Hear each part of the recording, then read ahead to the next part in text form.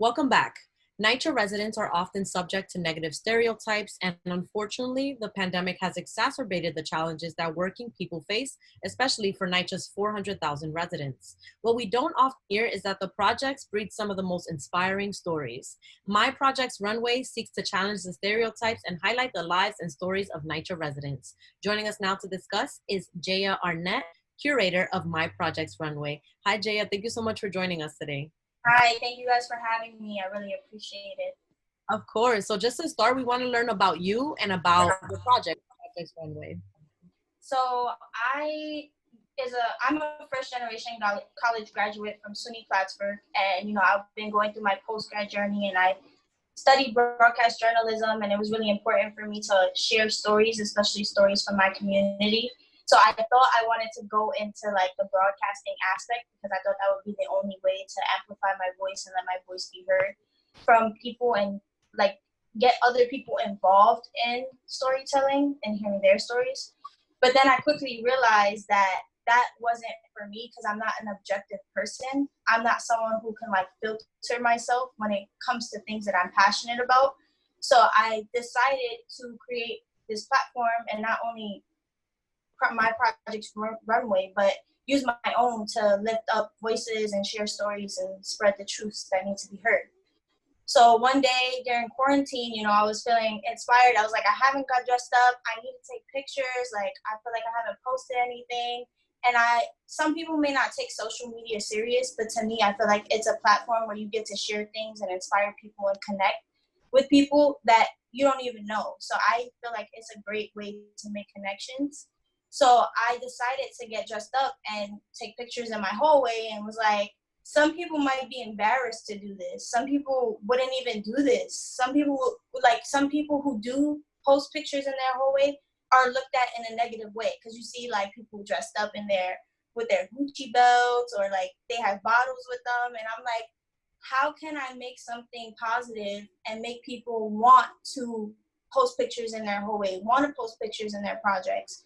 So then I came up with the concept of My Projects Runway because I want people to bring their best foot forward, bring their best outfits forward, bring everything that's great about them, whether it's good or bad, and put it all out there. So I came up with the concept My Projects Runway.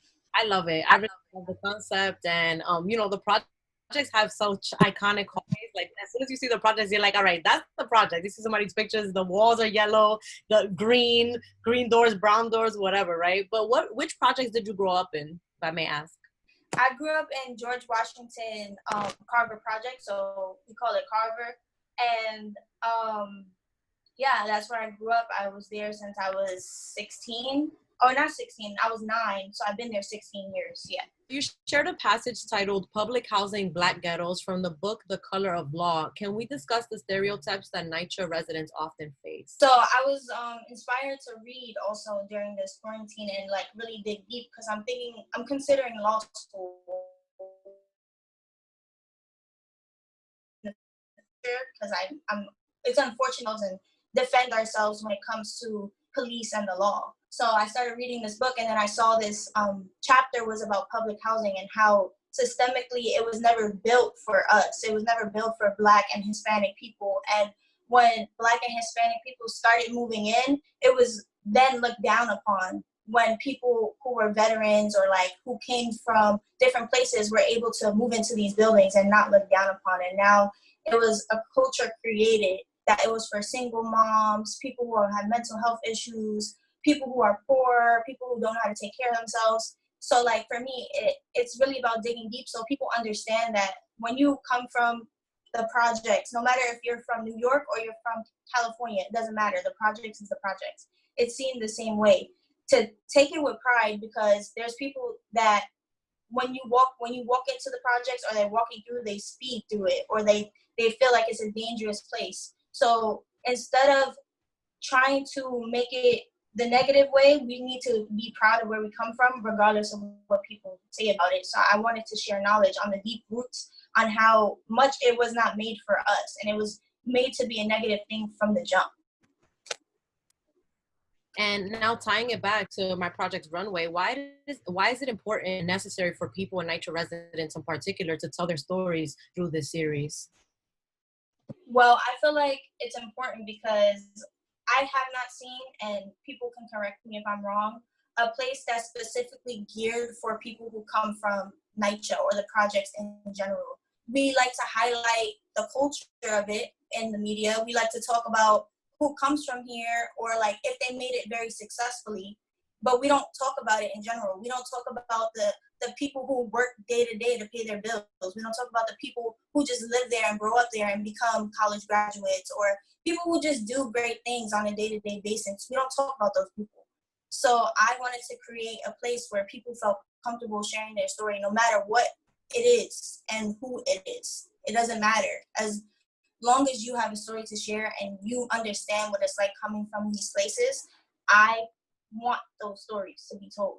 It's like a Humans of New York, but I was inspired by that page and Nueva Yorkinos because it's archives of people from the hood. So if you're from the hood, you should be able to share your story and be proud of where you come from. No matter if it's you grew up, some people try to say like, oh, apartment buildings and the projects are two different things. I agree, I really do, but we all come from the hood. So we have stories to share regardless. Right. And like a lot of people are doing, incredible work and they're from the projects. And some of those people are essential workers during this time of COVID-19. Can we discuss the impact that COVID-19 has had on NYCHA residents, as well as the impact of policing on NYCHA residents and solidarity with Black Lives Matter movements? Well, that's another thing that has inspired me to create My Projects Runway to begin with, because it was during a time where people don't understand, like, especially people who are of power and they come from these like rich neighborhoods. They don't understand that when you place in social distancing laws and all these things, it doesn't count for people like us. It doesn't count because we live in a building where we have to get on an elevator and share it with everybody. And you want to know why? Because all of those people that live in that building are essential workers. They have to go to work. They weren't given the option to stay home and collect unemployment. They weren't given those options. So for me, it was like something I was noticing and I was seeing people come from work with their mask on, and I know they work long amount of days and hours. My mom was an essential worker, for example. So I'm seeing this on a day-to-day basis, and it just inspired me even more to want to share these stories because we are the community that's affected the most. I live right across the street from Mount Sinai Hospital, so I'm hearing sirens all day, every day, all night. And I understand why it's so stressful and why we are the communities hit the most is because we don't have options to sit home and sit on our asses. Right. And you also posted about solidarity with the Black Lives Matter movements. Someone was hanging a protest sign outside of their window. And when I went to a protest locally here in the Bronx, I saw that there was a lot of solidarity with NYCHA residents because at the end of the day, we're all a community, right? Can you speak a little bit about that? And just the impact of policing at NYCHA buildings as well. So I'm like a social justice, civil rights, like go hard. Like I get super frustrated. It like grinds my gears. It's like something that I've watched happen my whole life. So like for me, protests happening, they were happening right in between the projects. Like people were walking in between the projects, and I saw it happen because I participated in one myself. As soon as everyone from who's sitting outside in the projects sees the protest, they're running to be a part of it too, because that's part of who they are in their community as well. So for me, talking about these issues like Black Lives Matter, voter suppression, all these things that affect my community, especially people who live in low-income communities and the projects, it's important for me to shed light on these topics. For example, as well, there was once where I was walking home this summer and I see cops throwing people from in front of my building on the ground. So I'm going to tell them, let's go, we're recording this, let's go, we gotta go record this. And I read the police, the NYPD guide. So I know what it is you can say, what you can't say, what they have to do. Even if they don't want to do it, if they don't do it, you can sue them. Because they have to give you their badge number and they have to give you their name, and some of them like don't like to do it. So for me, I'm someone who witnessed police brutality within the projects, and I don't know if people know this, but NYCHA has its own police. So they have NYCHA police. it's NYPD still, but it's for specifically NYCHA residents, which is frustrating because it's like, why do you have separate police for us? Why are we in the same category as everybody else? And it just shows that down the line from the very start, we were supposed to be put in these situations that we are put in today. So police brutality and shedding light on the Black Lives Matter movement is a natural thing for me. It's something I cannot not talk about. It's like, if you aren't talking about it, then you're a part of the problem. And if you aren't seeing what's happening, then you're a part of this problem that we have. Okay. Definitely. Jayah, can you share at least 1 to 2 entries and 1 to 2 submissions with our viewers for those who are not familiar with the page? There's this young woman who just graduated from college this year. She's a first generation college graduate. She had gotten pregnant her freshman year of high school. So her freshman year of high school, she was embarrassed to go to school. She was embarrassed to tell her mom that she was even pregnant because her mom had been in the same situation and her mom had worked very hard coming from Dominican Republic to create a life for her and her siblings to not experience what she experienced. So she had went to her mom and told her mom that she was pregnant, and her mom was supportive of the situation. And her mom was able to take care of her daughter for her while she went to UAlbany and went and she was an EOP student. She did everything she had to do, and she just graduated this May. And unfortunately, she didn't get to cross the stage because of the global pandemic, but she did it. She's from the project. She has a degree now. She's working, and she's able to now take care of her daughter in a way that she wouldn't have been able to do if she didn't have the support system that she has. So people try to look down on the family, like how families are in the projects, but in reality, we're supportive, and our community is supportive for each other. So that's just one story. And then I have another story of a woman who she was homeless, and she was moving from projects to projects with her family. They were letting them live there. And then she had been sexually assaulted in one of the apartments. And she had shared that if she didn't have that experience and she didn't come from the projects, then she wouldn't be as confident as she is now. She wouldn't be the person that she is today. And she's expressing herself through art. So coming from the projects and being able to heal and have an outlet through art and be able to be inspired by where she comes from is something that she enjoys. And that's just another story that I want people to understand. It doesn't matter how deep it is. It doesn't matter how much you are afraid to share it. Everybody's stories is accepted on this platform because everyone comes from these places. Thank you for sharing. What are your hopes for My Projects Runway, and what do you hope that it accomplishes for folks that live in the projects and others who may not be familiar with, the way we grow up in the projects and have their own stereotypes against people that grow up in NYCHA?